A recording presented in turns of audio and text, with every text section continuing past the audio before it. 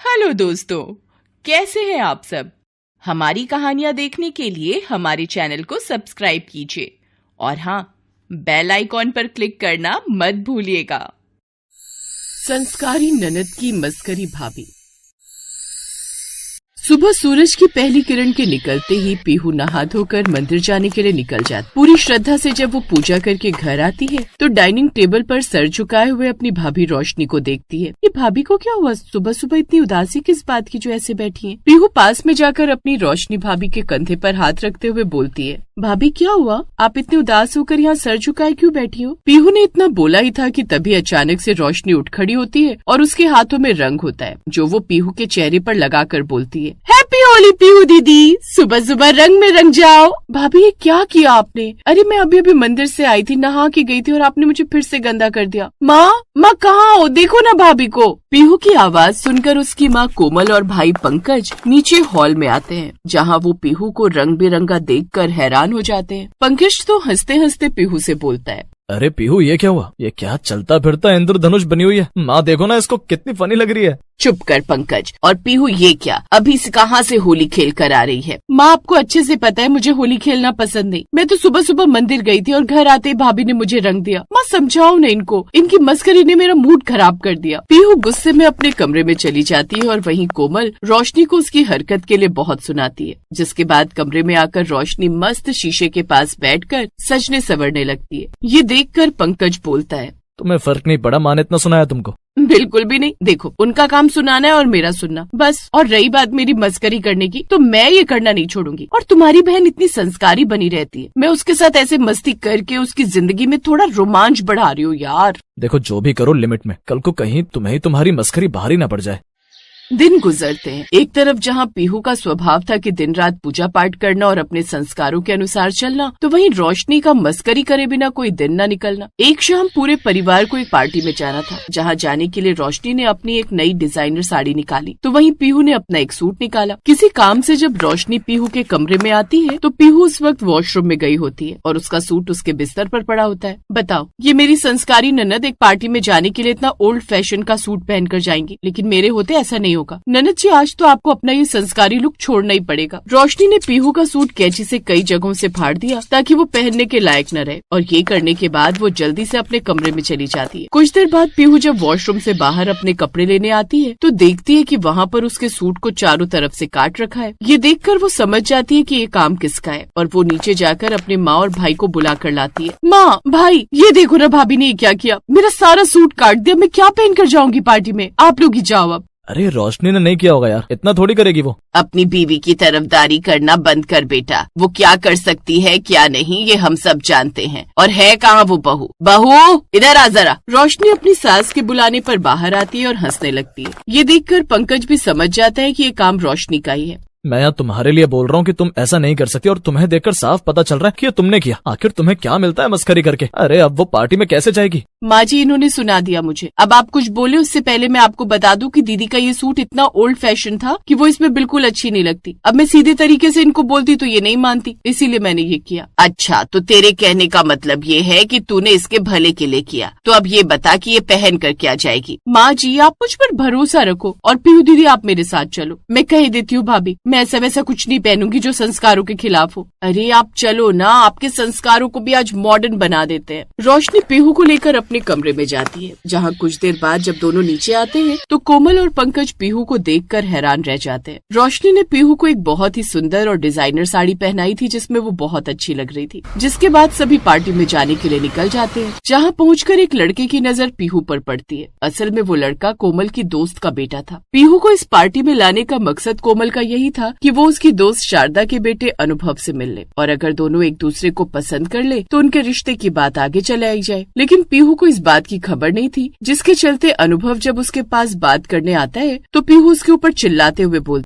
शर्म नहीं आती तुम जैसे लड़कों को। अरे पार्टी वगैरह में लड़की देखी नहीं कि बात करने के बहाने फायदा उठाने आ जाते हो। मैं कोई ऐसी वैसी लड़की नहीं हूँ। मेरे घर के संस्कार नहीं है कि ऐसे किसी अनजान लड़के से कहीं भी बात करने लग जाऊं। इससे पहले मैं अपने भैया को बुलाऊं, जाओ यहाँ से। अनुभव बेचारा अपना सारा जोश खुद में समेटे वहाँ से चला जाता है, लेकिन ये सब देख रही रोशनी अपने सर पर हाथ रख लेती है और ये सब वो जाकर अपनी सास को बताती है तो कोमल परेशान होकर बोलती है, अरे बहू अब क्या करे, अनुभव तो अब दोबारा पीहू से बात करने की हिम्मत न करे। ये लड़की भी ना इतने संस्कारों में घुली है कि आजकल के तौर तरीके नहीं समझती। अब मैं तो इसकी शादी जिससे करना चाहूँ ये कर लेगी, लेकिन सामने वाला लड़का तो चाहेगा ना कि वो पहले अपनी होने वाली पत्नी को जाने पहचाने। जब मैं मस्करी करती हूँ उनको बदलने के लिए तब आप मुझ पर ही चिल्लाते। अब देख लो संस्कारी ननद के संस्कार उनकी शादी में रोड़े बन रहे हैं। अनुभव इतना अच्छा लड़का है कि उसको तो दूसरी लड़की मिल जाएगी, लेकिन दीदी को उसके जैसा अच्छा लड़का आगे मिले या ना मिले। नहीं बहू, तुझे मेरी तरफ से खुली छूट है, कुछ भी कर, लेकिन अनुभव का रिश्ता पीहू से ही होना चाहिए। रोशनी को अब अपनी सास से परमिशन मिल चुकी थी। अब उसके खुराफाती दिमाग में एक आइडिया आता है। अगली सुबह जब पीहू सुबह सुबह मंदिर आती है, रोज की तरह अपनी पूजा करके मंदिर से बाहर आती है तो वहाँ कुछ लड़के नकाब बांधे और उसको छेड़ने लगते हैं। ये देखकर पीहू बोलती है, भैया आप लोगों के घर में माँ बहन नहीं है, थोड़ा तो अपने संस्कारों का ख्याल रखो। ऐसे किसी लड़की को छेड़ना हमारे देश के संस्कार नहीं है। अरे तो क्या लड़कों को छेड़े? अरे भैया भैया नहीं है हम किसी का, समझी? और बता चलती है क्या? भैया आप यहाँ से चले जाओ वरना मैं शोर मचा दूंगी। मचा लो, इतनी सुबह तुम्हारा शोर सुनने के लिए कौन आएगा? लड़के के इतना बोलते ही पीछे से आवाज आती है, मैं आऊंगा और देख आ भी गया। अब छेड़ के दिखा। और क्या कह रहे थे तुम, किसी के भैया नहीं हो? अब इतना मारूंगा ना कि किसी के भैया तो छोड़ो, सैया बनने के लायक भी नहीं रहोगे। अनुभव जैसे उन लड़कों को मारने के लिए आगे बढ़ता है वो बाइक स्टार्ट करते हैं और उधर से भाग जाते हैं। ये देखकर पीहू को समझ आता है कि कल रात उसने अनुभव को गलत समझ लिया था और वो अपनी कल रात की गलती के लिए उससे माफी मांगती है। माफ कर दीजिए, मुझे कल रात इतने गुस्से में आपसे बात नहीं करनी चाहिए थी। वो बचपन से सीखा है किसी अनजान लड़के से ऐसे बात करना गलत है, मेरे संस्कार इतनी इजाजत नहीं देते। अरे कोई बात नहीं, ये तो अच्छी बात है। अगर आप कल ऐसे मुझसे बात कर लेती तो मैं कैसे समझता कि आप आजकल की उन मॉडर्न लड़कियों जैसी नहीं जो किसी भी लड़के से ऐसे ही कैजुअली बात करने लग जाती है। वैसे मुझे आपको बताना था। अनुभव इसके बाद पीहू को बताता है कि उसकी माँ ने और अनुभव की माँ ने उन दोनों को मिलाने के लिए ही कल पार्टी में बुलाया था। ये सुनकर पीहू शर्माने लग जाती है तो वहीं वो बाइक वाले लड़के कुछ दूर जाकर रुक जाते हैं और उनमें से एक इंसान उनको उनके पैसे देकर वहाँ से जाने का इशारा कर देता है तो वो कोई और नहीं बल्कि रोशनी होती है, जो दूर से अनुभव और पीहू को बात करते देखकर बोलती है, लो जी आज मेरी इस मस्करी के चलते मेरी संस्कारी ननद का रिश्ता तय हो गया। इस बात पर तो माँ जी से मैं शाबाशी जरूर मांगूंगी। और अच्छा है कल रात ही मैंने शारदा आंटी को बोल दिया था कि वो समय से अनुभव को मंदिर भेज दे। रोशनी की मस्करी आज उसकी ननद के लिए अच्छी साबित होती है और कुछ समय में अनुभव और पीहू की शादी होती है। उस दिन के बाद से कोमल कभी भी रोशनी की मस्करी की आदतों पर गुस्सा नहीं करती, बल्कि कभी कभी उसके साथ मिलकर ऐसी शरारतों में उसका साथ देती है जिससे उनका जीवन भी हंसी खुशी बीता।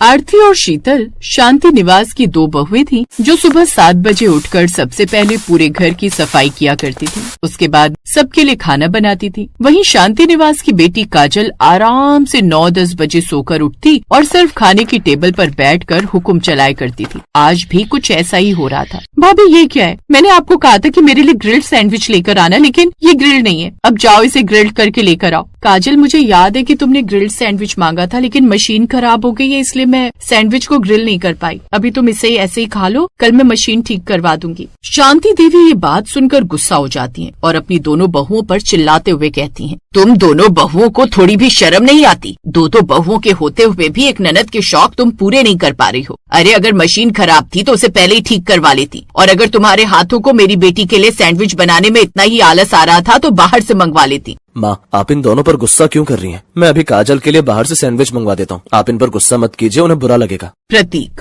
तुम तो जानते ही हो कि काजल में मेरी जान बसती है और मैं उसे बिल्कुल भी परेशान नहीं देख सकती। फिर भी तुम लोग काजल के थोड़े से शौक पूरे नहीं कर सकते। आज नहीं तो कल वो शादी करके इस घर से चली जाएगी। मैं नहीं चाहती कि काजल को कोई भी कमी हो। शांति की बात सुनने के बाद पूरा परिवार दब जाता है। वो काजल को अपनी जान बनाकर रखती थी और काजल भी इसी बात का फायदा उठाकर अक्सर अपनी भाभियों को टॉर्चर किया करती थी। एक दिन दोनों भाभियां रसोई में एक दूसरे से बात कर रही थी। शीतल हम बहुओं का जीवन कितना कठिन है ना। हम भी तो किसी घर की बेटियां थी, लेकिन हमारी माँ ने हमें कभी इतना सिर पर नहीं चढ़ाया जितना माँ जी ने काजल को सिर पर चढ़ा रखा है। तुम बिल्कुल ठीक कह रही हो आरती, लेकिन अगर हम माँ जी को कुछ भी कहते हैं तो वो उल्टा हम पर ही गुस्सा करेंगी, इसलिए माँ जी को कुछ भी कहना बेकार है। अभी तो हमें चुपचाप वो सब सह लेना चाहिए जो हो रहा है। सुना है कि परसों काजल को देखने के लिए लड़के वाले आ रहे हैं। शायद काजल जब पराये घर जाएगी तब वो इस दुख को समझ पाएगी कि एक बहू का जीवन कितना ज्यादा कठिन होता है। ऐसे ही 2 दिन के बाद काजल को देखने के लिए अश्विन और उसकी माँ आते हैं। उन्हें काजल पसंद आ जाती है क्योंकि काजल सुंदर भी थी और इकलौती लड़की भी थी। शांति देवी उसकी शादी में वैसे भी कोई कसर नहीं छोड़ने वाली थी। अश्विन के परिवार वाले रिश्ता पक्का करके चले जाते हैं। अब 1 महीने तक काजल अपनी दोनों भाभियों की नाक में दम करके रखती है। ऐसे ही एक दिन जब उसकी शादी में सिर्फ 1 हफ्ता बचा था, वो अपनी दोनों भाभियों पर चिल्ला रही होती है। आप लोगों को साफ साफ बोला था कि मेरा लहंगा मुझे टाइम से घर पर चाहिए। 1 हफ्ता बचा है शादी में और लहंगा ही नहीं है, तो मैं उससे मैचिंग की ज्वेलरी कहाँ से लाऊंगी? काजल, तुम गुस्सा क्यों कर रही हो? डिजाइनर ने बोला है कि वो आज शाम तक तुम्हारा लहंगा भेज देगा। थोड़ा सा सब्र कर लो, हम ज्वेलरी लेने कल चले जाएंगे। आप दोनों घर में पड़ी पड़ी करती क्या हो? कम से कम ये सब काम तो ढंग से संभाल लिया करो। अरे जा तो रही हो मैं ये घर छोड़कर, उसके बाद तुम्हें जितना भी आलस करना है इस घर में करती रहना। ये सुनने के बाद शीतल और आरती को बहुत ज्यादा गुस्सा आता है और आरती काजल पर चिल्लाते हुए कहती है, काजल, हम दोनों तुम्हारे लिए यहाँ एक पैर पर खड़े होकर मेहनत करते रहते हैं, पूरी कोशिश कर रहे हैं कि तुम्हें कोई कमी ना आए। शीतल को इतना तेज बुखार था, फिर भी वो शादी की तैयारियों में लगी हुई है ताकि तुम्हारी शादी में कोई दिक्कत ना आए। हम बहुओं के जीवन में इतनी सारी कठिनाइयां और परेशानियां, लेकिन फिर भी हम खुश रहने की कोशिश कर रहे हैं ताकि तुम्हारी शादी अच्छे से हो जाए, लेकिन तुम्हें कुछ भी नजर नहीं आता। काजल ये बात सुनने के बाद चुप हो जाती है, लेकिन तभी शांति देवी वहाँ आती हैं। उन्होंने ये सारी बातें सुन ली थी। वो फिर से अपनी दोनों बहुओं को खूब खरी खोटी सुनाती हैं और दोनों बहुएं बिल्कुल चुप हो जाती हैं। अब वो काजल की शादी तक किसी से भी ज्यादा बात नहीं करती। आखिरकार काजल शादी करके अपने ससुराल चली जाती है। काजल को ससुराल गए हुए 1 हफ्ता हो गया था और अब वो अपने मायके वापस आ रही थी। शांति देवी ने अपनी दोनों बहुओं से कहा, बहुओं, आज काजल आ रही है, मुझे कोई ड्रामा नहीं चाहिए, उससे अच्छे से बात करना। अब वो पराए घर की हो गई है, उसे इस घर में अपनापन लगना चाहिए, समझी तुम? दोनों बहुएं बिल्कुल चुप हो जाती हैं। थोड़ी देर में काजल आती है, लेकिन अब उसका व्यवहार बिल्कुल बदला हुआ था। हफ्ते भर अपने ससुराल में रहने के बाद उसे ये एहसास हो गया था कि बहू का जीवन कितना ज्यादा कठिन होता है। वो जैसे ही घर में आती है तो अपनी माँ के बजाय सबसे पहले अपनी दोनों भाभियों से मिलती है और कहती है, शीतल भाभी, आरती भाभी, मुझे माफ कर दीजिए। मैंने कभी सोचा ही नहीं था कि आप दोनों ने अपने जीवन में कितनी कठिनाइयाँ देखी होंगी इस परिवार में एडजस्ट करने के लिए। क्या हो गया है तुझे काजल? तू इस तरह की बातें क्यों कर रही है? क्या तेरे ससुराल वालों ने तुझे कुछ उल्टा सीधा बोला है? तू मुझे बता, मैं अभी उन लोगों की खबर लेती हूँ। नहीं माँ, मुझे उन लोगों ने कुछ नहीं कहा है, लेकिन अपने हिसाब से मुझे कई सारी चीजें एडजस्ट करनी पड़ी। सुबह जल्दी उठना पड़ा, उनकी पसंद का खाना बनाना पड़ा। भले उस घर में 3 नौकर थे, लेकिन फिर भी मैंने बहू की उस जिम्मेदारी को समझा जो एक बहू को निभानी होती है। तब मुझे एहसास हुआ कि मेरे दोनों भाभियों ने मुझ जैसी नखरेबाज ननद के लिए क्या क्या सहा और फिर भी कभी कुछ नहीं कहा। ये बात सुनने के बाद शीतल काजल से, काजल, मुझे बहुत खुशी है कि तुम्हें ये समझ में आ गया है कि बहू का जीवन कितना ज्यादा कठिन और परेशानियों भरा होता है। हर बेटी को अपने मायके में वो दुलार और प्यार मिलता है जो उसे चाहिए होता है। मायके वाले उसे राजकुमारी की तरह रखते हैं, लेकिन ससुराल में जाकर उसे कुछ एडजस्ट करना ही होता है, जैसा कि तुमने किया। और तुम्हारी बातों से ये समझ में आ रहा है कि जितनी जल्दी हम भी अपने ससुराल में एडजस्ट नहीं कर पाए थे, उतनी जल्दी तुमने कर लिया। अगर तुम अपनी दोनों भाभियों से कुछ सीख ही रही हो तो मुझे पूरा यकीन है कि तुम अपने रिश्ते को बहुत अच्छे से संभाल लोगी। काजल कुछ नहीं बोलती और तभी आरती की नजर काजल के हाथ पर पड़े निशान पर जाती है। काजल, ये क्या है? ये निशान कैसे आए? तुमने तो कहा था कि सब ठीक है, फिर ये चोट कैसी? भाभी, मैं आपको सच नहीं बता पाई। मुझे डर था कि माँ को पता चलेगा तो वो बीमार हो जाएंगी, लेकिन सच तो ये है कि वहाँ मेरा दम घुट रहा है। अश्विन और उसकी माँ को सिर्फ मेरे दहेज और पैसों से मतलब था। क्या? लेकिन शादी में तो माँ जी ने इतना सब कुछ दिया था। हाँ भाभी, लेकिन उनकी भूख कभी खत्म ही नहीं हुई। अश्विन मुझे हर छोटी बात पर मारता था। अगर खाने में नमक कम हो जाए तो सासू माँ मुझे अंधेरे कमरे में बंद कर देती थी। वो लोग मुझसे नौकरानियों की तरह काम कराते और कहते कि तेरे बाप ने दिया ही क्या है। 1 हफ्ते में मुझे एहसास हो गया कि मैं वहाँ बहू नहीं, एक कैदी बनकर रह रही थी। अरे पर समाज क्या कहेगा? अगर तू वहाँ वापस नहीं गई तो लोग कहेंगे कि शांति की बेटी शादी के 10 दिन बाद ही वापस आ गई। बेटा, थोड़ा समझा करो, मर्द का हाथ तो कभी कभी उठ ही जाता है। बस कीजिए माँ जी, मर्द का हाथ उठ जाता है? क्या हमें इस घर में इसलिए लाया गया था या काजल को वहाँ इसलिए भेजा गया था कि उसे पीटा जाए? समाज की फिक्र आपको अपनी बेटी की जान से ज्यादा है? शांति चुप हो गई। आरती और शीतल ने एक दूसरे की तरफ देखा। उन्होंने फैसला कर लिया था कि अब जो भी होगा वो काजल को उस नरक में वापस नहीं भेजेंगी। अगले ही दिन अश्विन अपनी माँ के साथ काजल को लेने आ पहुँचा। कहाँ है काजल? उसे कहो तैयार हो जाए, बहुत ड्रामा हो गया, उसे घर चलना है। हाँ भाई, आखिर बहू है, अपने घर में ही शोभा देती है, छोटी मोटी बातों को दिल से लगाकर बैठ गई है। अश्विन जी, काजल कहीं नहीं जा रही है, वो अब इसी घर में रहेगी। तुम बहुएं होती कौन हो बोलने वाली?